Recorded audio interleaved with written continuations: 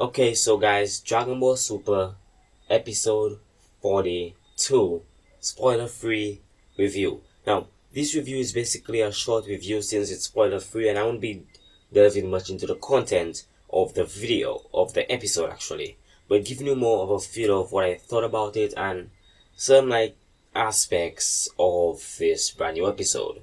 So, first off, this episode has a lot of the original characters from Dragon Ball.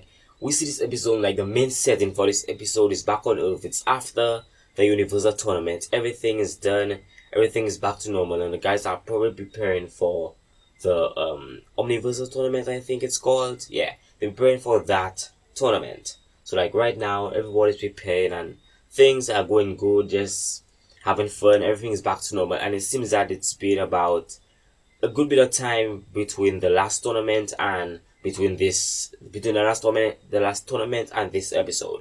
So it's a good bit of time. In this episode, I see a lot of fun feelings. It's kind of a little bit light-hearted, other than from what you've previously seen in previous episodes. It's a lot more light-hearted, and it gives you a lot more of a feeling of freedom and just funniness and fun.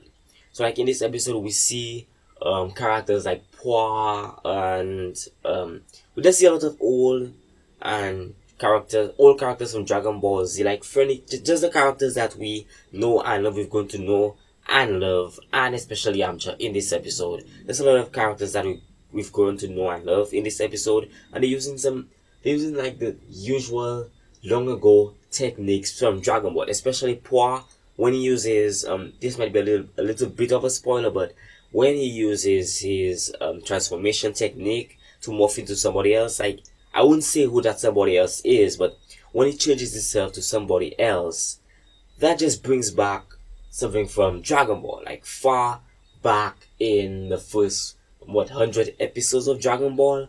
It brings back those feelings, those memories of Dragon Ball, and in this episode itself is just, it brings back the dumbness of Yamcha when he does his stupid. It just brings back the feelings of the characters of Hercule, everybody. This episode is a lot more light-hearted than others, and it's just like a relief. It's something good to see in Dragon Ball Super. It's just some great things to see in Dragon Ball Super.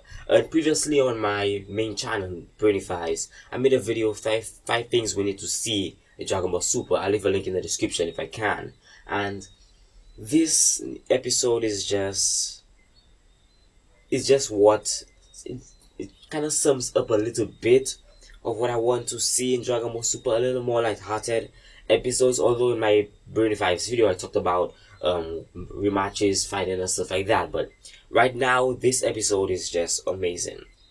It probably won't be the best Dragon Ball Super episode, since it's not the best, but just the characteristics of this episode, the funniness, gives you a little feel of what you could get from Dragon Ball or Dragon Ball Z, earlier episodes. Just brings back that feeling.